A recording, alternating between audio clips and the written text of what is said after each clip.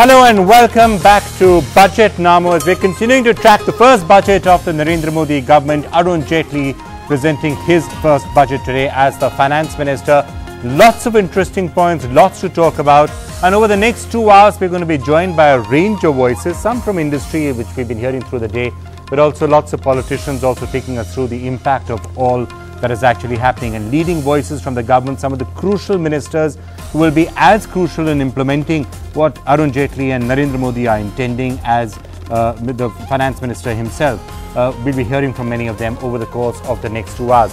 But let's just quickly wrap up for you and summarize for you, if you like, some of the key points that were there in this budget. There were lots of points, but here were just some of them.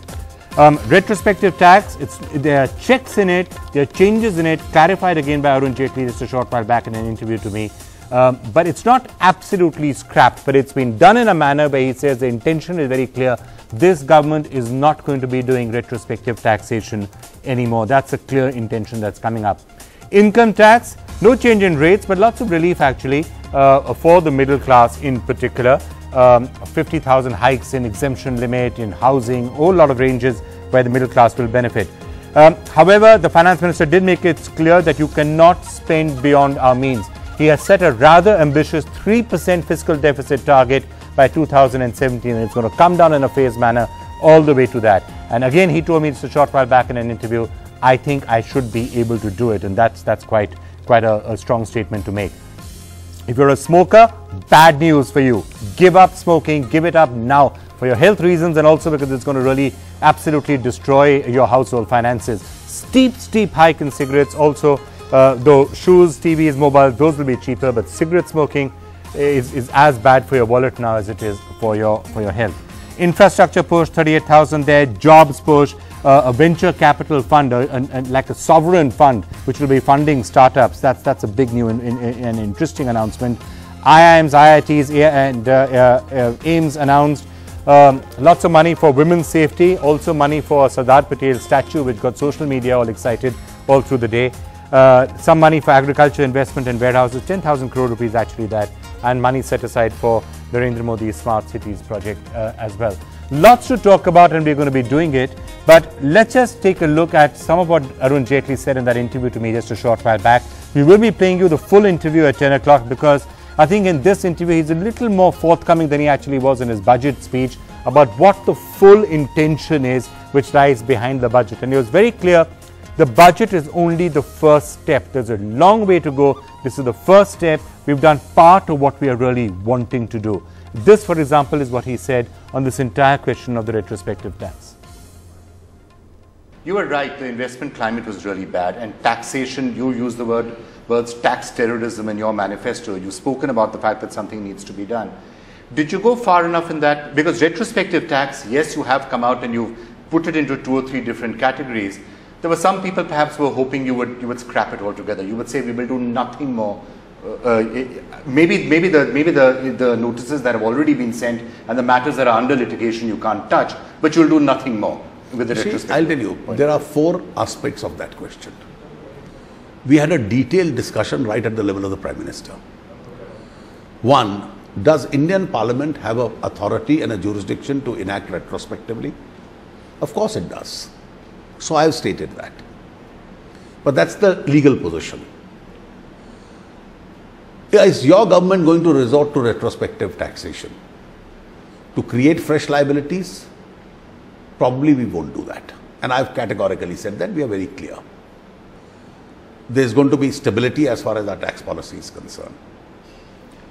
If you are not repealing the 2012 Act, then are fresh actions going to be taken against people under that Act? No, we won't allow assessing officers to do that. That jurisdiction will be considered by, if anybody wants to do it, he has to first go to the CBDT. But why not close that door completely, which I think is what people were asking? I think we are in the process of doing that. So this you may close it further? No, you may tell CBDT that do this only in extreme circumstances. Well, the CBDT will consider it, and I hope there is no fresh action on this account. Okay, so you do hope there's no fresh action? We are not enthusiastic about it because I've also said that retrospective taxation creates an adverse impact on investment. Then comes the last, what do you do with the existing case or cases? Well, they are already in court, they'll resolve themselves and we'll accept the verdict. I think for all the 4 contingencies, I have given a specific answer so that there is no scope for any vagueness. But the clarification which I think you're making now is that even where the CBDT will look at it will be in exceptional circumstances. Absolutely. And your government does not want to do anything. See, if nothing fresh. has happened in the last 2 years, then we can assume probably nothing much will happen. And as I said, more on that entire interview at 10 o'clock tonight. But let me just start welcoming some of the guests that we have right now. We have with us Manish Tiwari, spokesperson of the Congress Party. Ajay Shriram is with us, President CII. Sitaram Yechuri joins us from the CPIM. Jay Panda is with us from the BJD.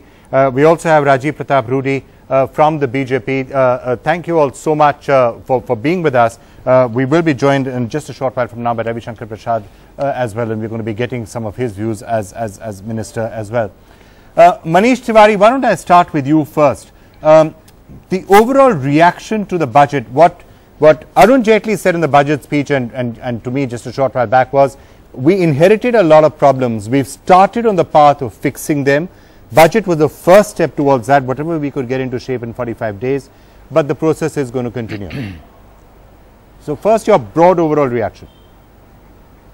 Well, Vikram, the budget has been extremely high on rhetoric, but it has been short on delivery, and not in terms of specifics, but even in terms of laying out a grand plan as to what exactly does the new government have in mind for the Indian economy.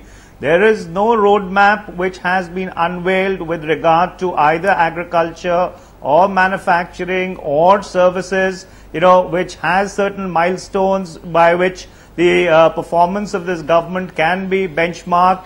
The only 2 big announcements are with regard to foreign direct investment in defense, which if you in fact go to the previous policy regime, you had 49% on the FIPP route and beyond 49%, with CCS approval, and you have the BrahMos project as a case in point where there is FDI in defense above 49%, insurance they opposed FDI, and then they've decided to go ahead and take a call whether 49% enthuses investors. The jury is really going to be out in that with regard to headline inflation and especially food inflation, which had been their swan song over all these years. There are no concrete steps which have been outlined as to how the supply side bottlenecks are going to be unlocked so that food inflation will be able to mitigate itself. And I can go on chapter and verse, trying to or picking holes as to where this budget has fallen between 2 stools.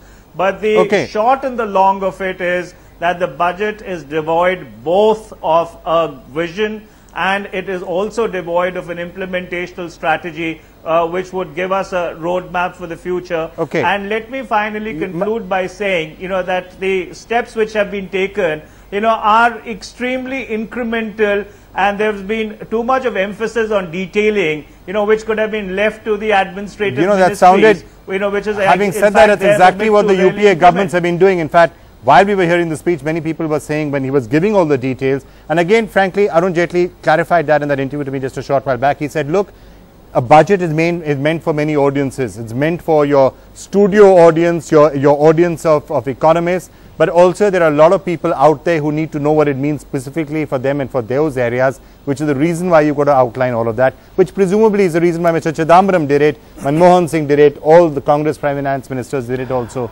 before them.